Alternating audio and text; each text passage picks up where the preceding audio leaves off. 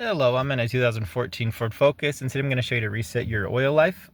So turn it on, and then you'll see in a moment pop up oil maintenance due or oil change required.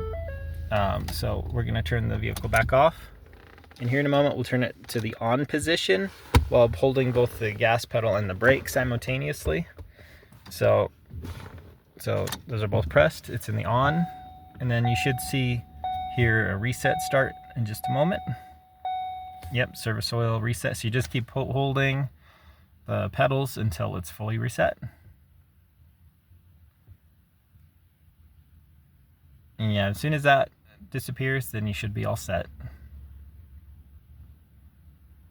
And if you're seeing symbols like this over here, you probably just low on oil or something like that. So you might need to also check your dipstick, make sure you got the right level.